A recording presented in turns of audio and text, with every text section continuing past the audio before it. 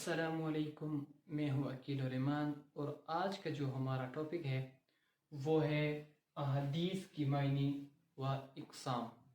آج ہم دیکھیں گے حدیث کی لغوی معنی کیا ہے اور اصطلاحاً حدیث کس کو کہا جاتا ہے اور اس کی بنیادی اقسام کیا ہیں اور احادیث اور سنت میں فرق کیا ہے۔ تو سب سے پہلے ہم آتے ہیں حدیث کی لغوی معنی کی طرف۔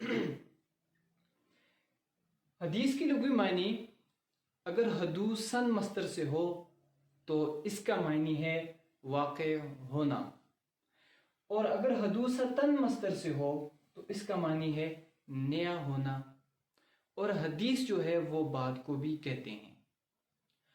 اب اگر کوئی شخص کوئی بات کہے تو اس کو حدیث نہیں کہا جائے گا۔ حدیث جو ہے وہ صرف اور صرف رسول صلی اللہ علیہ وسلم کے ساتھ منسوب ہے کہ جو بات رسول صلی اللہ علیہ وسلم نے کی تو اس سے حدیث کہا جائے گا۔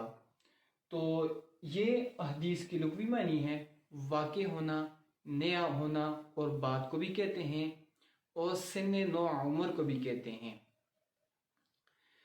اور جو ہے اصطلاحاً جو ہے علامہ ابن حجر رحمہ اللہ فرماتے ہیں ما اضیف الی النبی صلی اللہ علیہ وسلم، یعنی کہ جو چیز حضرت محمد صلی اللہ علیہ وسلم کی طرف منسوب کی جائے تو اسے حدیث کہتے ہیں، چاہے وہ قولی اعتبار سے ہو، فعلی اعتبار سے ہو یا تقریری اعتبار سے ہو، تو اس بات کو کہیں گے احادیث۔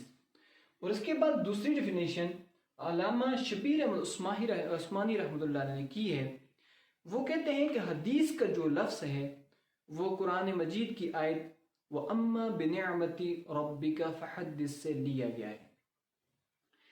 یہ حدیث کے لفظی اور اصطلاحی معنی ہو گئے۔ اب حدیث کی اقسام کیا ہیں؟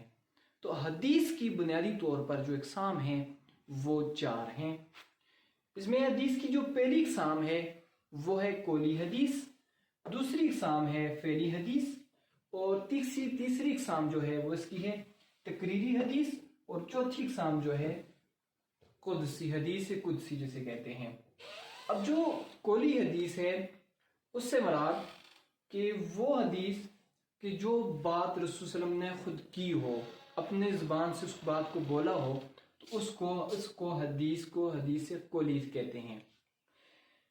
مثال کے طور پر جیسے حدیث مبارکہ ہے انما الاعمال بالنیات، کہ رسول صلی اللہ علیہ وسلم نے فرمایا کہ اعمال کا دار و مدار نیتوں کے اوپر ہے۔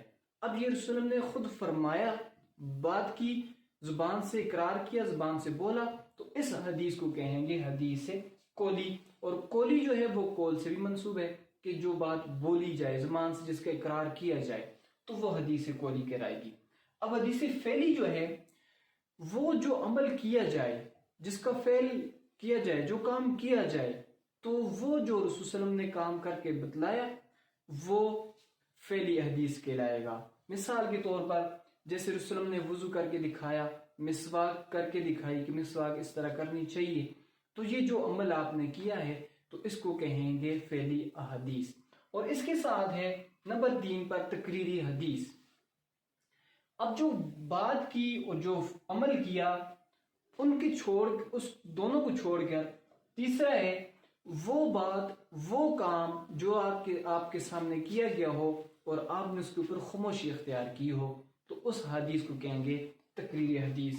یعنی کہ مثال کے طور پر جیسے حضرت عبداللہ بن عمر بن عاص رضی اللہ تعالیٰ عنہ نے رسالہ صادقہ لکھا، حدیث لکھی، تو رسول اللہ نے ان کو منع نہیں فرمایا۔ ابتدائی دور میں حدیث لکھنے سے منع فرمایا، وہ بھی ایک اس کی وجہ تھی کہ کہیں حدیث اور قرآن کریم کی کتابت میں خلط ملط نہ ہو جائے، ایسا نہ ہو کہ جو رسول صلی اللہ علیہ وسلم کاتبین وحی کو بات بتاتے ہیں، جو آیت پڑھ کے سناتے ہیں، اس کو اور احادیث کو ایک ساتھ نہ لکھ لیں۔ تو اس لیے جو ہے انہوں نے ابتدائی میں منع فرمایا، بعد میں آپ نے اس سے کی حدیث لکھنے کی اجازت دے دی۔ تو یہ ہوگی تقریری حدیث۔ اس کے بعد ہے حدیث قدسی۔ حدیث قدسی وہ ہے جس کی نسبت اللہ تعالیٰ کی طرف کی جائے، یعنی کہ رسول اللہ فرمایا کہ اللہ تعالیٰ نے ایسے فرمایا ہے.